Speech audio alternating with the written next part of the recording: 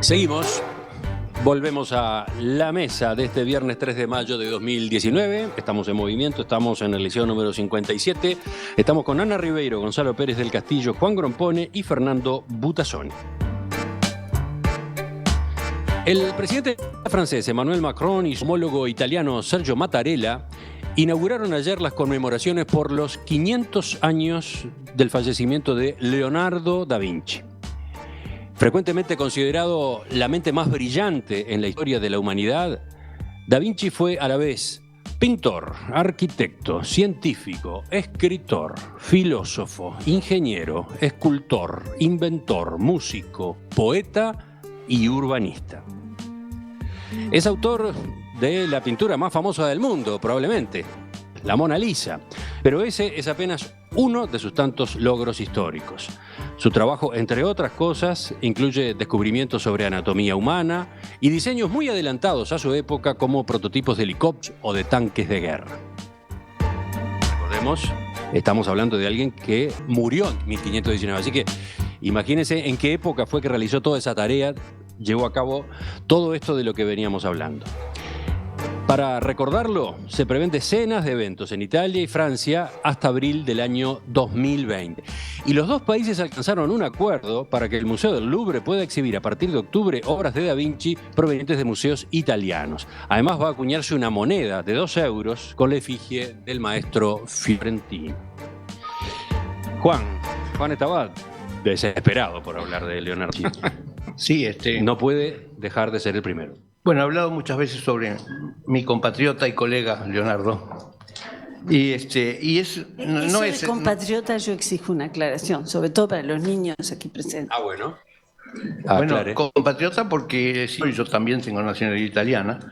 Ingeniero porque era ingeniero. Leonardo da Vinci era ingeniero militar, ingeniero en fortificaciones. Esa era su profesión y eso era lo que sabía hacer. Ahora, lo que Leonardo ha desempeñado, no creo que se le pueda decir que es la persona más inteligente o más capaz o más sabia del mundo, de la historia. Es una de las más publicitadas, eso sí. Bueno, como... Ana abre la boca, asombrada.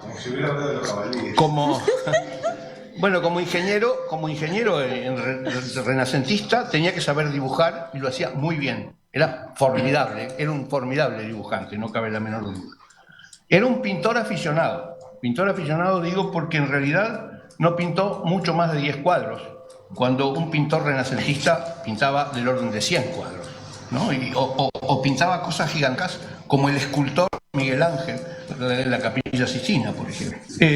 Sabía pintar al óleo sobre madera, pero no sabía pintar al fresco. Es decir, su última cena, que es un fresco fantástico que está en Milán, y ya en vida de Leonardo se empezó a deteriorar. Y hoy es una especie de ruina, es decir, casi es un fantasma de lo que podía ser, porque Leonardo, fiel a su tradición, quiso inventar la técnica del fresco en lugar de seguir la tradición italiana de los que sabían hacer frescos. Bueno, era asesor de fortificaciones en Milán, de Ludovico Sforza, luego en Roma y por último en Francia. Se le atribuyen muchísimas cosas, especialmente las máquinas, ¿no? Es famoso por la cantidad de máquinas que dibujó. Hay museos, hay un museo en Milán que tiene reproducciones de las máquinas. Si uno las mira con cuidado, la mayoría de las máquinas no funcionaban. Por ejemplo, el paracaídas que se había imaginado Leonardo era ridículo, que nunca jamás lo construyó porque si lo hubiera construido se hubiera muerto y que se tiraba con ese paracaídas.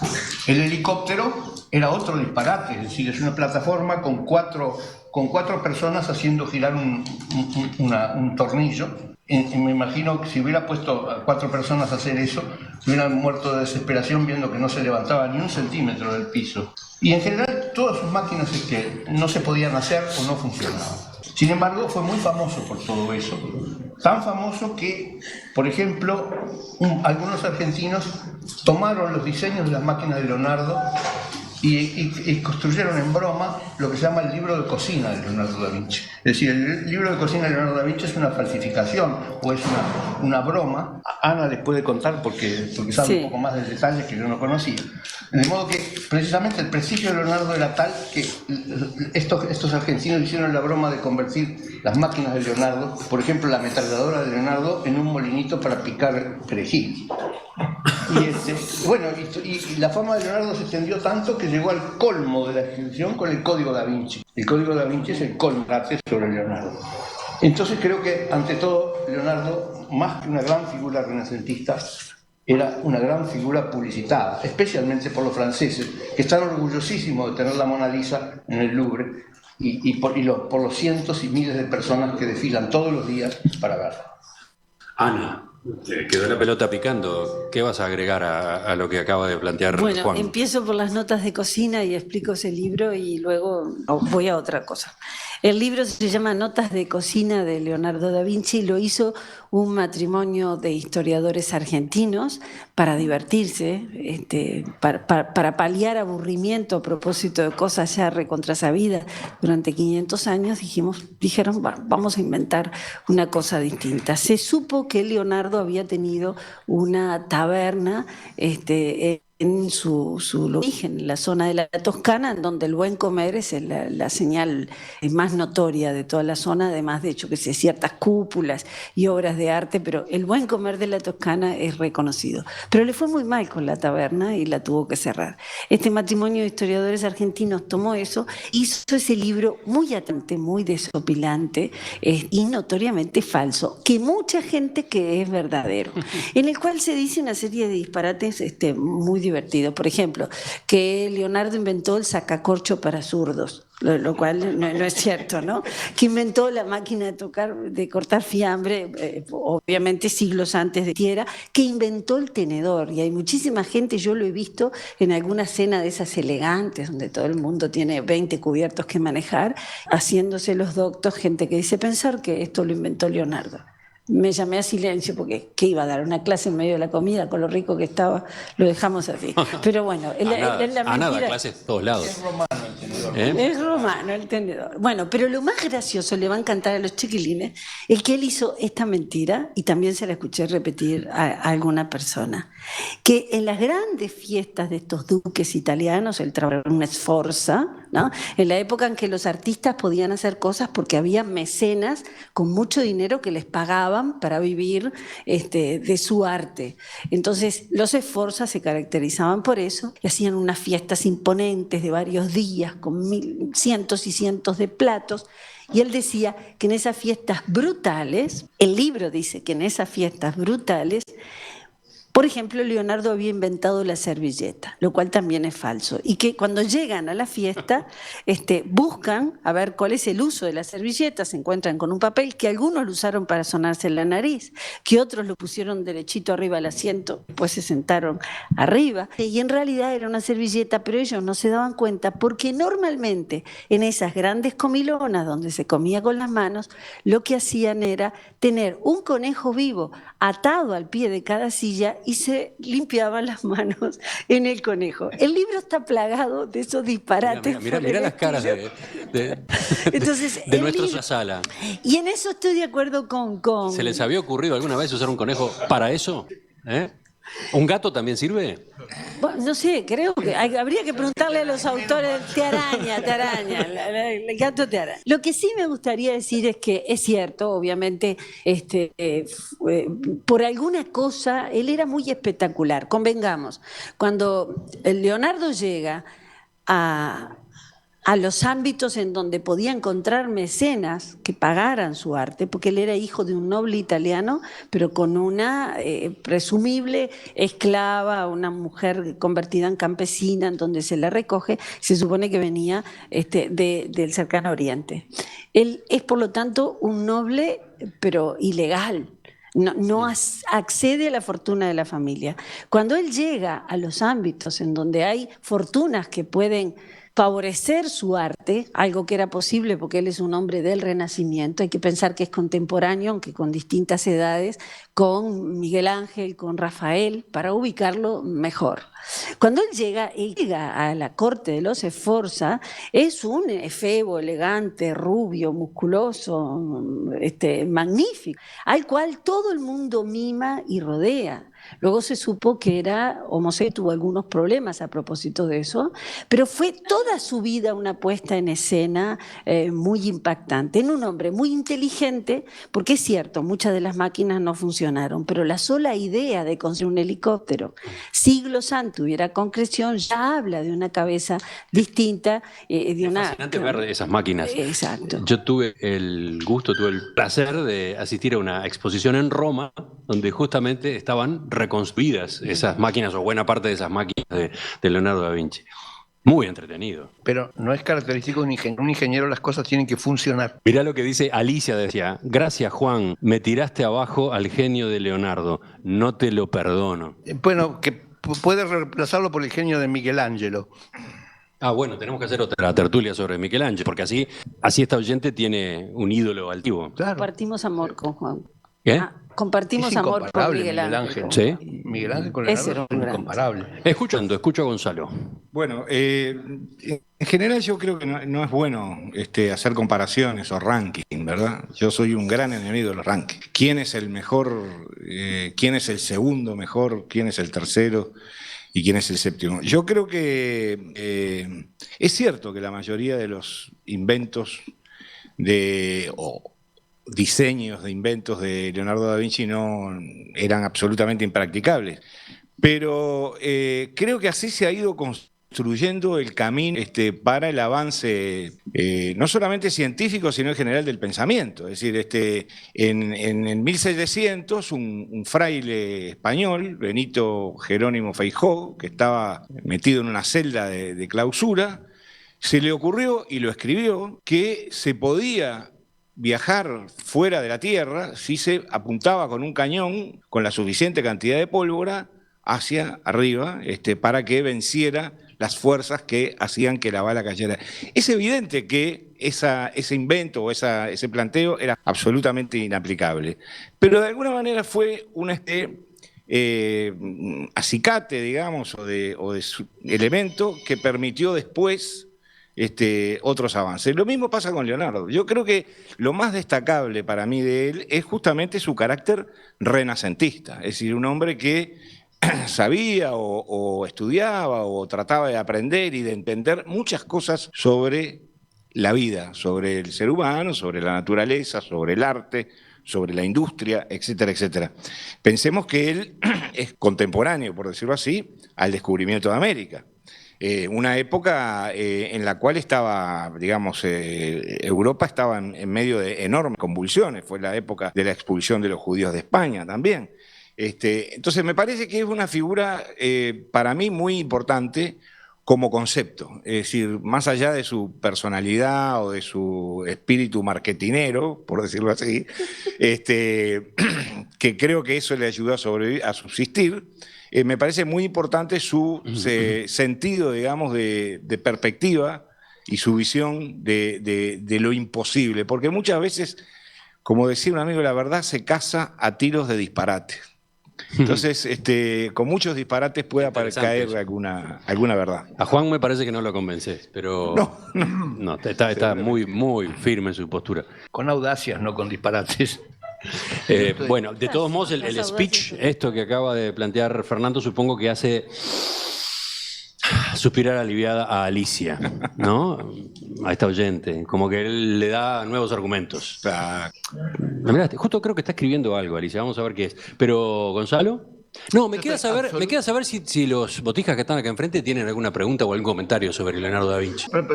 Porque ¿han trabajado ya sobre Leonardo da Vinci? Bueno, si tienen preguntas, piensen y en un ratito nos las hacen. Déjame defenderlo un poco a Leonardo da Vinci, porque mejor, no, defenderlo, si lo atan. Juan y Ana lo han, no sé, yo no están dije celebrando. Nada. Menos mal que estamos celebrando la muerte de Leonardo da Vinci. No se conmemora. Porque ustedes están como felices de esto. Para mí Leonardo da Vinci fue un genio absoluto, ¿tá? Incontrastable. pocos genios ha tenido la humanidad como Leonardo da Vinci, totalmente contrario a lo que opinan mis dos contertulios de enfrente. Le voy a leer alguna... Estoy de acuerdo como siempre contigo. No dije nada de ti, me estoy apuntando estos dos. Esto. No, es que lo que dijeron realmente es una cosa, es un sacrílego. Les voy a contar algunas. Vamos a ver, tú leíste un montón de cosas que era Leonardo da Vinci, ¿no? Ya, miren ustedes esto. Él era, primero, yo lo he clasificado en 5 cosas distintas y totalmente incompatibles. Porque es admisible que una persona pueda ser arquitecto, urbanista, ingeniero, inventor, escultor y pintor. Ok, fue todo eso. Fue igual todo eso Giotto, y fue todo. ¿Igual que quién? Igual que Giotto o Miguel Ángel. Bueno, sí, fantástico. Solo que, pero este fue todavía más famoso, no que Miguel Ángel, pero que Giotto sí. Pero bueno, esa es la primera categoría recién. Después este hombre fue poeta, escritor y filósofo. Eso ya es una cosa totalmente distinta. Vos podés decir, bueno, un ingeniero en el fondo, arquitectura, sabe, pero esto otro ya es totalmente distinto. Fue muy destacado también ahí. Después fue músico. Ahora, algunos de ustedes que seguramente son músicos, saben que los músicos entienden de música, nomás no se les puede hablar otra cosa. Los músicos comunican con música. ¿Tú decís que tenemos músicos acá en el público? Seguro, seguro hay. ¿Que levanten la mano los músicos? Sí, hay todos lados. Y el músico habla con músicos. Más bien tenemos músicas. Músicas, también. Las manos levantadas son de chicas. Y allá tenemos al profe. El profe, allá tenemos un músico como profesor. Pero en cuarto lugar. No hay tantos. Ni terminé. Pero en este grupo no hay tantos músicos. Dale, seguí. Cuarto lugar. Estudioso de las ciencias naturales, anatomía, botánica, de los fluidos. Escribió tratados que hasta el día de hoy son famosos sobre los fluidos y cómo manejan. Bueno, eso podría tener algo que ver con la ingeniería, pero muy poco. Esto es una cosa, anatomía, no tiene nada que ver con ninguna de las otras. Y la mejor de todas, la quinta, animador de fiestas. ¿Qué te parece?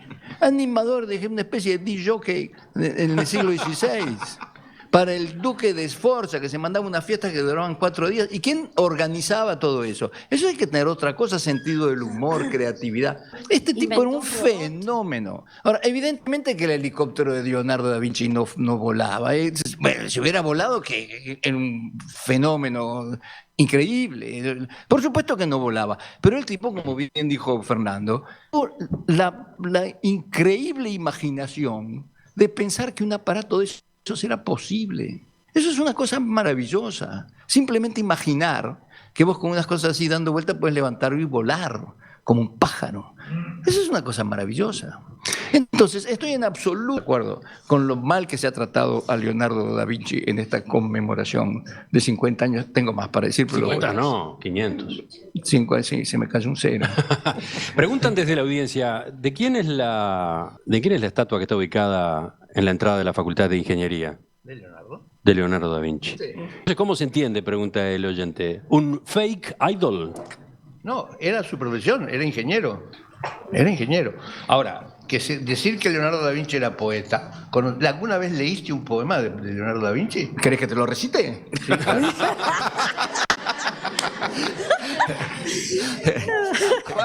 Porque no hablaba latín, eso sí, no hablaba latín. No, era su gran falta. No tenía una cultura formal. Y como filósofo, ¿cuáles son los tratados de filosofía? Porque vamos a entendernos. Leonardo da Vinci era, si se quiere, se puede comparar con Aristóteles. Aristóteles sí era casi todas esas cosas que vos dijiste. Pregunta desde la audiencia, un celular terminado en 385. ¿Qué libro podrían recomendar sobre Leonardo da Vinci? No, yo no. Libro. Hay 2 borradores, un borrador sobre el Tratado de la Pintura y hay otro de Leonardo da Vinci. Sobre. Bueno, y otro sobre el movimiento del agua, ¿no? Hay 2 libros que se conservan de Leonardo. Ahora, a mí me gustaría recordar, sobre Lester, todo pensando... Así, ¿no? Tratado de Leicester o algo así. Leicester. Exacto. Código Leicester. A mí me gustaría recordar puntualmente... Pero falta algún libro sobre Leonardo da Vinci. Vamos a tratar de recoger inquietudes en el equipo y en todo caso después las ponemos en la web. Pero ¿no? hay no sé si libros, pero hay varias films, documentales italianos sobre la historia y la vida de Leonardo. De eso hay. Ana, ¿qué ibas a decir? Iba a decir que considerando que tenemos un estudiantil, bueno, recordar 2 o 3 cosas para que no se vayan con la idea del conejo atado a la pata a la silla, porque al fin y al cabo les va quedando las cosas más llamativas y puede generarles un desorden, ¿no? Y eso era un libro falso, atribuido falsamente a Leonardo, ¿no? Entonces recordarles 2 o 3 cosas. El famoso hombre de Vitruvio, en un momento en que el Renacimiento hacía un acercamiento a lo que nosotros llamamos la realidad o la pintura realista, le hace un estudio de proporciones del ser humano perfecto. Y acá me gustaría explicarles una cosa. Lo tienen que haber visto, ¿no? Lo tienen que haber visto. Es un señor abierto de piernas y brazos que está metido dentro de un círculo, entonces está todas las líneas que explican las proporciones del cuerpo humano. ¿Por qué eso? Hay varios que dicen que sí, que lo vieron. Nuevo. Y Juan quiere agregar algo acá. A ver, ¿por qué? Bueno, Vitruvio era romano, era un arquitecto romano. En la época de los romanos los libros no tenían ilustraciones. Lo que hizo Leonardo da Vinci fue dibujar lo que describe Vitruvio. Exacto. Es decir, de modo que el hombre de Vitruvio es de Vitruvio, no de Leonardo. Claro, pero Leonardo hizo el dibujo. Otra vez. Ahora, ¿por qué eso es importante? Ustedes dirán, bueno, pero cualquiera de nosotros va a la clase de dibujo y aprende las proporciones del cuerpo humano. Venían saliendo de un arte medieval en el cual la realidad no existía. Todo lo que se dibujaba estaba cargado de simbolismo. Por ejemplo, si nos dibujaban a nosotros 4 en esta mesa, Emiliano medía 3 metros y nosotros 50 centímetros. ¿Por qué? Porque él es el matante, porque él es el que dirige el programa. Esa es la simbología. Entonces nadie era lo que se veía con los ojos, sino que era lo que representaba en la sociedad. No era un arte realista. Pasar al arte realista significó volver a aprender lo que los griegos sabían y los romanos sabían muy bien, que era representar la realidad, hacer un estudio del cuerpo humano. En ese sentido, lo que hizo Leonardo fue un avance importante. Otro, todavía no se había descubierto del todo la perspectiva, y se descubriría más adelante, y habrá maestros de la perspectiva en la plástica, pero él hizo una cosa preciosa que se llamó la perspectiva aérea. Él pintaba no en óleo, como dijo muy bien Juan, ni tampoco sabía hacer frescos, sino que pintaba por capas de barniz. Entonces fue haciendo capas de barniz para darle a los fondos esa bruma misteriosa que hace que la persona se viera con esa perspectiva de realidad, con ese fondo, y salir del planismo que era propio de la Edad Media. No, por la duda, porque dije, ahora va a decir, no, lo inventó otro. A ver, tampoco te convence eso, Juan. Y me quedan dos cosas, Dale, para se nos que termina ellos el tiempo. ubican bien. Llegaste tarde con la defensa de No, Da no Vinci. es defensa, no es defensa, es simplemente ubicar las Dale, cosas en su lugar. dale. ¿Qué deben recordar de este señor? ¿No? Hay 2 cuadros muy famosos que todos conocen, la Gioconda, ¿sí? O Mona Lisa, que es esa señora de sonrisa enigmática que se roba todos los flashes en el Museo de París en el que está, porque él fue ya 3 años antes de morir, fue recibido en Francia por el rey Francisco I, se convierte en el escultor, pintor y arquitecto más importante del rey. Son los 3 últimos años de su vida, por eso hoy Francia e Italia se disputan sus obras, ¿no? Que son unas 20, las plásticas, las que se pueden ver. Y el otro es La Última Cena, ¿no?